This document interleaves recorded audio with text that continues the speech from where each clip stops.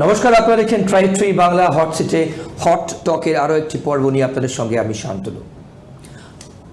প্রতিটা মানুষের, আপনাদের প্রত্যেকের আগের পর্বেই হট টকের আগের পর্বেই কিন্তু আমরা দিলীপ ঘোষ কি ফুল বদল করছেন মনে আছে আপনাদের নিশ্চয়ই, একটা টপিক ছিল আমাদের, যতগুলো টপিক থাকে আমরা এই টপিক দিয়ে কিন্তু আজ শুরু করছি। কেন? কারণ এই মুহূর্তে প্রত্যেকের মনে এই প্রশ্ন, দিলীপ ঘোষ দিল্লি গেছেন, দিল্লি যাচ্ছেন কি গেছেন, শেষ যা খবর আসবে আমরা আপনাদের আপডেট করব। দিল্লিতে কিন্তু তাকে ডেকে পাঠানো হয়েছে এবং তার থেকে গুরুত্বপূর্ণ, কাল বিজেপির একদম নতুন যিনি রাজ্য সভাপতি হয়েছেন শ্রমিক ভট্টাচার্য, তার সঙ্গে কিন্তু তার মিটিং হয়েছে এবং তারপর শ্রমিকবাবু বলছেন দিলীপবাবু কোথাও যাবেন না, ছিলেন, আছেন, থাকবেন। চমক থাকবে 21শে জুলাই শহীদ দিবস তৃণমূলের, সেদিনকে এই চমক, কী চমক সেদিকে কিন্তু আমাদের প্রত্যেকের নজর থাকবে। আমাদের আজকের প্রথম টপিক হট টকের, আরও অনেক টপিকস আছে, শুনতে থাকবেন, ভীষণ ইম্পর্টেন্ট এপিসোড কিন্তু অন্যগুলোর মতোই। অর্কবাবু সরকার আমার বাদিকে বসে আছেন। অর্কদা, আপনাকে স্বাগত আজকের পর্বে। প্রথমেই যেটা বললাম, আমরা আগের এপিসোডেই আপনি বলেছিলেন এবং সেটা নিয়ে আমরা শুরু করবো অর্কদা, যেখানে আমরা শেষ করেছিলাম যে দিলীপবাবু কিন্তু ফুল বদল করছেন কি, কাল খুব গুরুত্বপূর্ণ মিটিং হয়েছেন, দিলীপবাবু দিল্লি যাচ্ছেন কি গেছেন, যা আমরা আপডেট করবো, যা খবর পাবো, কীভাবে ব্যাখ্যা করবেন? দিলীপবাবু বিজেপিতেই ছিলেন, আছেন এবং থাকবেন। কিছু ভুল বোঝাবুঝি হয়েছিল, সেগুলো মিটে গেছে। তবে দিলীপবাবু দীঘায় জগন্নাথ মন্দিরের উদ্বোধনের দিন না গেলেও পারতেন এবং মুখ্যমন্ত্রীর সঙ্গে তার হাস্যমুখের ছবি, এটা বিজেপির কর্মী সমর্থকরা, বিজেপির নেতারা, আরএসএসের নেতৃত্ব ভালোভাবে নেননি। বেশ, ঈশ্বরের ধর্মস্থানে যে কেউ মানুষ যেতে পারে, তিনি ধর্মস্থান দর্শন করে আসতে পারতেন, কিন্তু মুখ্যমন্ত্রীর সঙ্গে তিনি দেখা করলেন, তার ছবি ছড়িয়ে পড়ল। তৃণমূল একটা ফাঁদ পেতেছিল যে দিলীপবাবুকে দেখানো যে দেখো দিলীপবাবু তৃণমূলের কাছে চলেই এসছেন, সময়ের অপেক্ষা তিনি জয়েন করবেন। বেশ, এটা দিলীপবাবুর ইমেজের পক্ষে ভালো হয়নি। দিলীপবাবু একজন ডাকাপোকো নেতা, সংগঠনের নেতা, তাঁর আমলে তার টিম, তিনি একা নন, তার টিম বিজেপিকে একটা সাফল্যে এনেছিল, একটা পয়েন্টে নিয়ে গেছিল।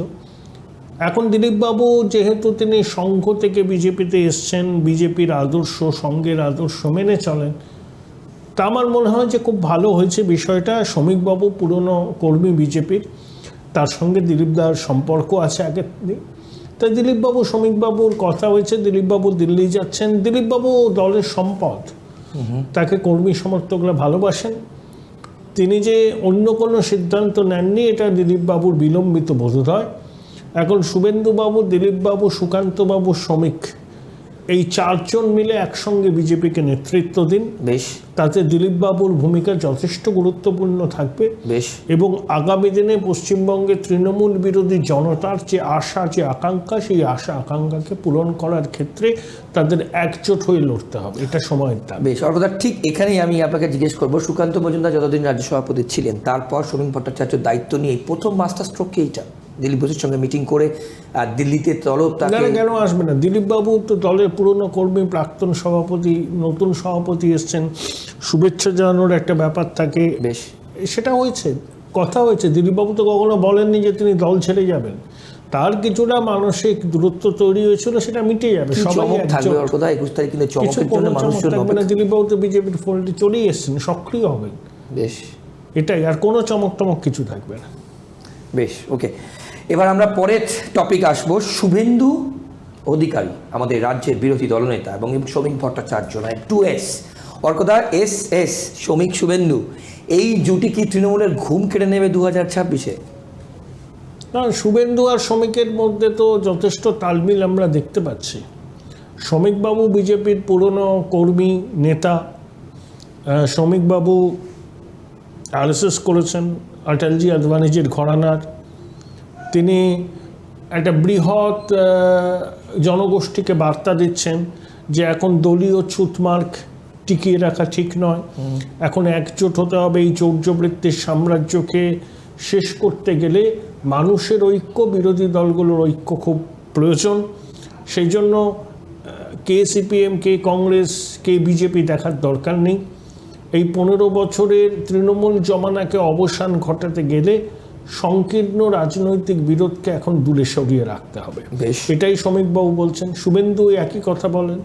শুভেন্দু বলেছেন যে ঝান্ডা পরে নিয়ে আপনারা আপনাদের রাজনীতি করবেন, কিন্তু যতক্ষণ না পর্যন্ত তৃণমূলকে হটাতে পারবেন রাজনৈতিকভাবে নির্বাচনের মাধ্যমে, ততদিন পর্যন্ত বাংলায় কংগ্রেস বা সিপিএমের রাজনীতি করার জায়গাটা থাকবে না।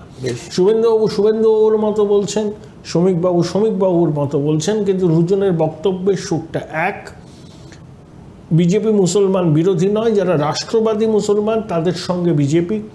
কেন্দ্রীয় সরকারের সমস্ত প্রকল্পের সুবিধা ধর্ম জাত নির্বিশেষে মানুষ পায়, কিন্তু দেশবিরোধী শক্তি রোহিঙ্গা মুসলমান এবং অনুপ্রবেশকারী বাংলাদেশিদের বিরুদ্ধে বিজেপি। এটা শ্রমিকবাবুও বলেন, শুভেন্দুবাবুও বলেন, তাই তারা একসঙ্গে কাজ করবেন। বেশ, এখানে অর্কদা শুভেন্দুবাবু যেরকম হিন্দুত্বের পোস্টার বয় নিয়ে আমরা আগে শো করেছিলাম, সেইখানে কিন্তু ইন্টারেস্টিংলিভাবে শ্রমিক ভট্টাচার্য কিন্তু সংখ্যালঘুদের বিরুদ্ধে বিজেপি নয়, এই কথা বলছেন। কিন্তু এটা হয় আপনার বুঝতে ভুল হচ্ছে, আপনি হয় রাজনীতিটা বোঝেন না। সেটা হচ্ছে কেউ বলেননি যে তারা মুসলমানদের বিরোধী। বেশ। শুভেন্দুও বলেননি, শ্রমিকও বলেনি। বেশ। যারা রাষ্ট্রবাদী মুসলমান তাদের পক্ষে সবাই। বেশ। মুসলমানদের বাদ দিয়ে ভারতবর্ষ তো হয় না। বেশ। কিন্তু যারা রোহিঙ্গা, যারা বাংলাদেশে অনুপ্রবেশকারী, তাদের সঙ্গে তো কেউই নেই, তো বিজেপিও নেই। বিজেপি তোষণের রাজনীতি করে না। বেশ। বিজেপি হিন্দু জাতীয়তাবাদী দল, এবং যারা যে সমস্ত মুসলমান রাষ্ট্রপ্রেমিক দেশভক্ত, তাদের সঙ্গে তো কোনো বিরোধ নেই। বেশ, ওকে। পরে যে টপিকে আমরা যাব অর্কদা, 2026-এ বিজেপির স্লোগান ইসবার 200 পার, প্রত্যেকের মনে থাকবে হয়তো আপনাদের। 2026-এ নতুনভাবে শুরু, নতুন ভোর আনতে চায় বিজেপি, সেখানে স্লোগান কী হবে? স্লোগান এখনো ঠিক হয়নি। একটা স্লোগান শোনা যাচ্ছে এবার বিজেপি আসবে। এই স্লোগানটার পিছনে একটা আত্মবিশ্বাস। তৃণমূল বগার পার 2026, ওরকম স্লোগান দেবে না। ভালো একটা স্লোগান দেবে যাতে সবার কাছে অ্যাপ্লিকেবল হয়। যেমন 21 সালে ওরা খেলা হবে দিয়েছিল, সেটা হিট করেছিল। তো এবার ওরকমই কোনো স্লোগান চূড়ান্ত হয়নি। একটা শোনা যাচ্ছে আলোচনায় এবার বিজেপি আসছে, এরকম একটা টিজার ক্যাম্পেইন চালাতে পারে। এখনো চূড়ান্ত সিদ্ধান্ত কিছু নেওয়া হয়নি। বেশ, পরের টপিকে আসবে। এই মুহূর্তে দাঁড়িয়ে কিন্তু কসবা কাণ্ড নিয়ে, আপনারা প্রত্যেকে জানেন কসবায় গণধর্ষণ নিয়ে কিন্তু উত্তাল রাজ্য।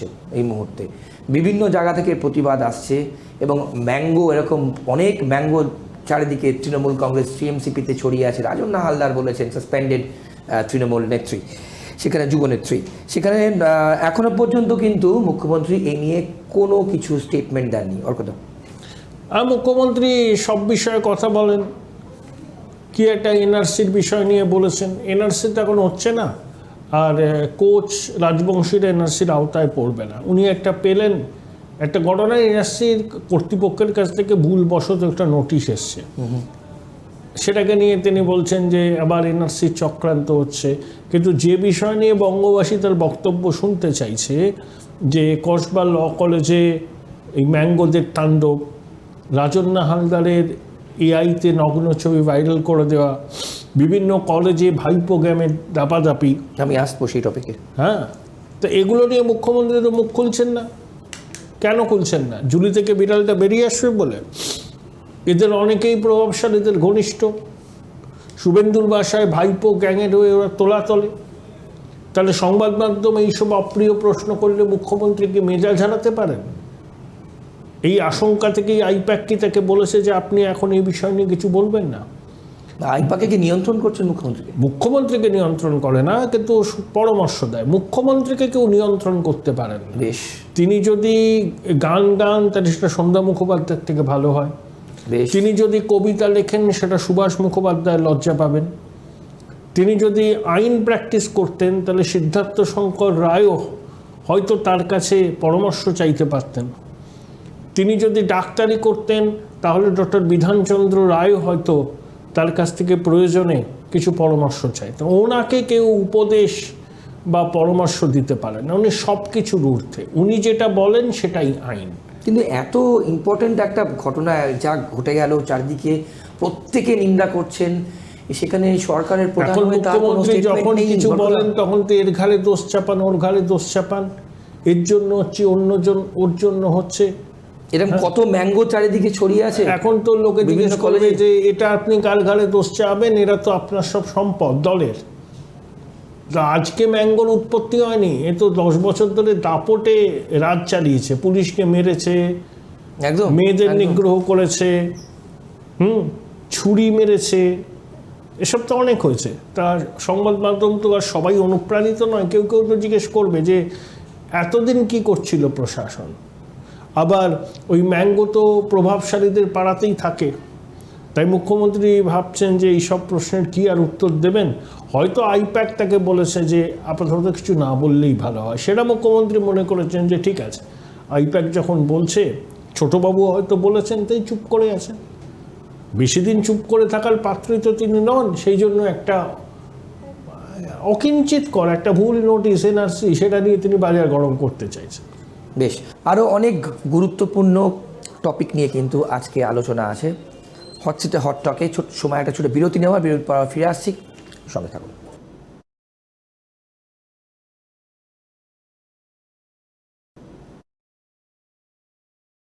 বিরতির পর ফিরে এলাম, আপনারা দেখছেন হট সিটে হট টক। ওর কথা আর একটা ইম্পর্টেন্ট টপিক নিয়ে আপনার রিয়াকশন নেবো। কিন্তু রাজন্না হালদার যে স্টেটমেন্ট করেছে এবং Papiya Haldar councillor, present councillor, সেখানেও কিন্তু বলছেন যে দলকে বলেছি, দলকে বলার পরও কোনো ব্যবস্থা নেওয়া হয়নি, উপরন্তু প্রমোশন হয়েছে। মানে কলেজের ইউনিয়ন রুমে যে ছবি দেখেছেন, ভিডিও শুভেন্দুবাবু বলছেন মাথা মাসাজ করানো হচ্ছে। এরা ভাইপো গ্যাংয়ের সদস্য। তা ভাইপো গ্যাংয়ের সদস্য শুভেন্দুবাবুর যে অভিযোগ, সেই অভিযোগ যদি সত্যি হয়, পশ্চিমবঙ্গে কার ঘাড়ে কটা মাথা আছে যে ভাইপো গ্যাংয়ের সদস্যরা অন্যায় অবিচার করলেও তাদের বিরুদ্ধে ব্যবস্থা নেবে? এখানেও তাই হয়েছে। 7 খুন মাপ। এরা ভোটের সময় ভোট লুট করে আর অন্য সময় তোলাবাজি করে, এছাড়া তো ওদের কোনো কাজ নেই। এদের কেশাগ্রকে স্পর্শ করবে। এই কসবার ঘটনাটা ঘটার পরে একটা প্রতিবাদ হয়েছে মানুষের মধ্যে থেকে, তখন বাধ্য হয়েছে কিছু একটা করবার। বালিগঞ্জেও তো আইটিআই কলেজে এরকম ঘটনা আছে, বুড়ি একদম। এখন এগুলো বেরোচ্ছে, হয়তো আগামী দিনেও বেরোবে। আবার এখন হয়তো কিছুটা এরা কোণঠাসা আছে, আবার সুযোগ বুঝলে আবার এরা মাথা চালা দেবে, কারণ এদের পিছনে প্রভাবশালীদের আশীর্বাদের হাত। আপনারা ঠিক এখানে জিজ্ঞেস করবো, বিরোধী দলনেতা কিন্তু কালকেই প্রেস কনফারেন্স করে একটি লিস্ট দিয়েছেন এবং বলছেন 1000 আছে, আমি জাস্ট 50টা মোস্ট প্রবাবলি 50টা উইথ ছবি, এবং তাদের মধ্যে কিছু কিছু রিয়াকশন যে তারা একটা সময় দলই করতেন না, এমনি নর্মাল কলেজ স্টুডেন্ট ছিলেন, কিন্তু আবার অনেকে বলছেন এআই করে ছবি দেখানো হচ্ছে। কিন্তু শুভেন্দুবাবু একদম স্পেসিফিকভাবে বলছেন আমার কাছে আরও ডকুমেন্টস আছে যেগুলো আস্তে আস্তে আমরা প্রকাশ্যে আনবো। আমার প্রশ্ন আপনাকে আর কথা, এই যে ভাইপো গ্যাং, এই যাদের ছবি সামনে আসছে, এরাই কি ভোটের সময় রিমোট হাতে থাকে? এরা দুর্বৃত্ত, দুষ্কৃতী। এরা অনেকদিন এদের ছাত্রাবস্থা ঘুচে গেছে। এরা কলেজে কেন যায়? ছাত্র সংসদ নির্বাচন হয় না। এরা অনেকে অস্থায়ী কর্মী হিসাবে ঢুকে কলেজে পাকাপাকি চাকরি পেয়েছে। এরা সব রাজনৈতিক প্রভু আছে, রাজনৈতিক প্রভুরা এদের মদত দেয় এবং তাদের আশ্রয় এবং প্রশ্রয়ে এরা এক একজন দুর্বৃত্তি মানে জেঠু বলতে যেটা বোঝায়, ও রাজনৈতিক নেতারা, বড় বড় নেতারা যারা এদেরকে সামনে রাখে, হ্যাঁ, ভাগ টাক পায় বোধহয়। এরা তো রাজনৈতিক প্রভুদের প্রশ্রয় ছাড়া বড় হতে পারে না, সেটাই হচ্ছে, সেই জন্য এরা বেড়ে উঠেছে। বেশ, অর্থাৎ পরের টপিকে যাব, সেটা হচ্ছে যে এই যে এত কিছু হচ্ছে, তাহলে কি 2026-এর তৃণমূলের শেষের শুরু? আপনি তৃণমূল চ্যালেঞ্জের মুখে পড়েছে। প্রতিষ্ঠান বিরোধিতা, দুর্নীতি, নারী নিগ্রহ, তারপরে এইচএসসি স্ক্যাম, ও তো দুর্নীতির মধ্যেই পড়ে। যে দুর্নীতিগ্রস্তদের বাঁচাবার জন্য আবার গেছে, যারা দাগি, সুপ্রিম কোর্ট বলেছে তারা পরীক্ষায় বসতে পারবে না, রাজ্য সরকার বলছে তাদের পরীক্ষায় বসতে দিতে হবে। অর্থাৎ যে দাগিদের বাঁচাতে রাজ্য সরকার তৎপর, এটা নিজেরাই প্রকাশ করে দিচ্ছে। হ্যাঁ, আর এরা একটা চৌর্যবৃত্তির সাম্রাজ্যকে প্রতিষ্ঠা করেছে। দুর্নীতির প্রাতিষ্ঠানিকীকরণ হয়েছে এদের জমানায়। শিল্প কলকারখানা নেই, শিল্পের ফাঁকা প্রতিশ্রুতি আছে, বাস্তবে রূপায়িত হয় না। আর তার উপর তীব্র মেরুকরণ, এই সবগুলো তৃণমূলকে তো স্বস্তি দেবে না, বেশ কিছুতেই দেবে না। তার মানে এই নয় যে তারা একেবারে উড়ে যাবে, লড়াই হবে। ফটো ফিনিশ যে আপনি বলেছিলেন, হ্যাঁ, ফটোফিনিশই হবে। এখনো অনেকটা সময় বাকি আছে, আরও অনেক কিছু ঘটবে। শাসকের অনুকূলে যাবার মতো কিন্তু কোনো বিষয় নেই। এখানেই প্রশ্ন অর্কদা, তাহলে এবার কিন্তু শ্রমিক ভট্টাচার্য ব্যাটন হাতে নেওয়ার পর ইউনাইটেড বিজেপি আমরা কি বলতে পারি? এখন তো ছবিটা ওরকমই লাগছে। শ্রমিক ভট্টাচার্যের মনোনয়ন, তার পদায়নকে ঘিরে বিজেপির মধ্যে কোনো সমস্যা নেই, কেউ বিরোধিতা করেনি। মানে গ্রহণযোগ্যতার ক্ষেত্রে এবং বিরোধী দলগুলো বলছে না শ্রমিক ঠিকই আছে। এখন শ্রমিকবাবু একটা আবেদন করেছেন, খুব উদার আবেদন। তিনি তার কোর হিন্দু ইডিওলজি থেকে সরে যাননি, শুভেন্দুও যাননি। একই রকম আবেদন দুজনেরই, বলার ধরনটা দুই। এখন দেখা যাক তার শেষ পর্যন্ত এই কঠিন চ্যালেঞ্জটাকে কিভাবে অ্যাকসেপ্ট করে। একদম, তাহলে শ্রমিক শুভেন্দু কঠিন চ্যালেঞ্জ তৃণমূলের সামনে। একদম শেষ টপিকে আসবো অর্কদা। আজ কিন্তু বন্ধ, যে বন্ধ ধর্মঘটে ডাক দেওয়া হয়েছে। আপনারা জানেন এই মুহূর্তে যখন আমরা এই প্রোগ্রাম শ্যুট করছি, শেষ টপিকে কথা বলছি, বামফ্রন্টের তরফ থেকে বিভিন্ন জায়গায় কিন্তু রেল আটকানো হয়েছে এবং বামফ্রন্ট বলছে অর্কদা যে আমরা কেন্দ্রীয় সরকারের বিরুদ্ধে বন্ধ ডাকলাম এবং সেখানে রাজ্যের পুলিশ আমাদেরকে যেভাবে হ্যারাস করলো, সেক্ষেত্রে বিজেপির তৃণমূল সেটিং। বামপন্থীদের কথা যত কম বলা যায় তত ভালো। এরা একটা বাৎসরিক উৎসব। আগে যখন ক্ষমতায় ছিল ডাকতো শিল্প ধর্মঘট, শিল্পটাকে এরা মায়ের ভোগে পাঠিয়ে দিয়েছে, তৃণমূল এদের অনুসরণ করছে। এদের দাবি দেওয়াগুলো অনেকগুলো যৌক্তিক, কিন্তু দাবি দেওয়া আদায়ের জন্য বন্ধ কোনো পন্থা নয়। বন্ধের ব্যবহার, বহু ব্যবহারে এর কোনো আর উপযোগিতা নেই। হ্যাঁ, মানুষকে দুর্ভোগ দেওয়া, মানুষকে কষ্ট দেওয়া ছাড়া, এবং টিভি ক্যামেরার সামনে ছবি তোলা, বেশ, এছাড়া আর কিছু কার্যকারিতা নেই বন্ধে। বেশ অর্কদা, অনেক ধন্যবাদ আপনার সময়ের জন্য। তাহলে আমরা আজকের যা যা টপিক নিয়ে কথা বললাম আপনাদের সামনে, যা অর্কদা যেভাবে বিশ্লেষণ করলেন, আপনারা এইটুকু বুঝতে পারলেন যে দিলীপ ঘোষের সঙ্গে শ্রমিক ভট্টাচার্য অর্থাৎ রাজ্য বিজেপি একদম নতুন যিনি সভাপতি হয়েছেন, ব্যাটন যার হাতে, তার মিটিংয়ের পর কিন্তু দিল্লি থেকে তলব দিলীপ ঘোষকে, তিনি দিল্লি যাচ্ছেন। তো রাজনৈতিকভাবে কিন্তু অত্যন্ত গুরুত্বপূর্ণ, অর্থাৎ চমক তো থাকবেই। আবারও বলা হয়েছে যে 21শে জুলাই চমক থাকবে। এখন কী চমক থাকবে সেদিকে কিন্তু আপনাদের সকলের এবং আমাদেরও সকলের নজর থাকবে এবং আমরা আপনাদেরকে আপডেট করতে থাকবো। তার সাথে যারা ডিসকাস করলাম, শুভেন্দু এবং শ্রমিক, অর্থাৎ রাজ্য সভাপতি এবং বিরোধী দলনেতা এস শ্রমিক এবং শুভেন্দু 2026-এর তৃণমূলকে কিন্তু কঠিনতম চ্যালেঞ্জের সামনে পড়তে চলেছে ইউনাইটেড বিজেপি। ওর কথা যেমনটা বিশ্লেষণ করলেন, অর্থাৎ সেখানে কিন্তু দিলীপ ঘোষকে যদি মূল স্রোতে আবার তিনি আসেন এবং যা যা অভিমান হয়েছে ওর কথা যেভাবে বিশ্লেষণ করলেন, যদি সেগুলোকে রিজলভ করা যায়, ফুল ফ্লেজেড বিজেপি কিন্তু একদম কঠিন চ্যালেঞ্জ ছুড়ে দেবে তৃণমূলের সামনে। এবং তার সঙ্গে 2026-এ বিজেপি কি স্লোগান হবে, ইস বার 200 পার, আগের বার ছিল, এবার কি হবে, অর্থাৎ এবার কি 2026 তৃণমূল পকার পার, নাকি কী স্লোগান বিজেপি আসছে, কিভাবে কি স্লোগান আসবে সে নিয়েও কিন্তু আমরা ডিসকাস করলাম। এবং সবথেকে গুরুত্বপূর্ণ, আপনাদের মনেও প্রশ্ন থাকতে পারে, মুখ্যমন্ত্রী এখনও পর্যন্ত কসবায় যে ঘটনা ঘটে গেছে একটি শব্দও কিন্তু তিনি বলেননি। তিনি অন্য টপিক নিয়ে কথা বলেছেন, এনআরসি নিয়ে যেরকম ওর কথা বিশ্লেষণ করলেন, কিন্তু এই যে ঘটনা ঘটে গেছে, যার দিকে চারদিকে প্রতিবাদ, হুলুস্থুলুস ব্যাপার চারিদিকে এই মুহূর্তে কলকাতা, এই রাজ্যে, এবং কত ম্যাঙ্গো এরকম ছড়িয়ে রয়েছে, কত ম্যাঙ্গো এই রাজ্যে বিভিন্ন কলেজে কিন্তু ছড়িয়ে রয়েছে, কিন্তু মুখ্যমন্ত্রী এখনও পর্যন্ত কিন্তু কোনো কিছু, একটি বাক্য, একটু স্টেটমেন্টও কিন্তু, ওয়ার্ডও কিন্তু তিনি এখনও পর্যন্ত পাবলিকলি কিছু বলেননি। সে নিয়েও কিন্তু আমরা আজকের পর্বে ডিসকাস করলাম। এবং সবথেকে বড় কথা, ভাইপো গ্যাং, এই যে শব্দটা ভাইপো গ্যাং, বিরোধী দলনেতা ভাইপো গ্যাং ছবি সমেত প্রেস কনফারেন্স করে তুলে ধরেছেন। এবং এরাই এরকম কত ম্যাঙ্গো কলেজ বিশ্ববিদ্যালয় আছে এবং তার পাশে আলফান্সো আছে, মানে তাদের মাথার উপরে, এবং এই গোটা শিক্ষা ব্যবস্থাকে ল্যাংড়া আমে পরিণত করেছেন। মানে আমের ভ্যারাইটি দিয়ে আপনাদেরকে বোঝানোর চেষ্টা করলাম। তাহলে এই মুহূর্তে দাঁড়িয়ে আপনারা বুঝতে পারছেন, আপনারা বুঝলেন যে আজকের টপিক, আজকের যে কটা টপিক নিয়ে আমরা কথা বললাম হট টকে, কতটা গুরুত্বপূর্ণ আপনারা দেখবেন এবং এর সঙ্গে অন্যকেও দেখাবেন। সোশ্যাল মিডিয়া কেমন লাগলো আপনাদের, অনেক কমেন্টস আমরা পাই সোশ্যাল মিডিয়াতে, বিভিন্ন ক্ষেত্রে পাই। এবং আবারও রিপিট করে বলি, হট টকের যা যা ঘটনা নিয়ে আমরা বিশ্লেষণ করি, আমরা আপনাদের সামনে তুলে ধরি, কিন্তু শেষ সিদ্ধান্ত, ডিসিশন আপনারা নেবেন। অর্থাৎ আম জনতা নেবেন। আপনাদেরই অনুষ্ঠান। আজকের পর্ব এই পর্যন্তই। অন্যান্য সব খবরের জন্য আপনাদের চোখ থাকুক ট্রাইব টিভি বাংলার পর্দায়। নমস্কার, ভালো থাকবেন।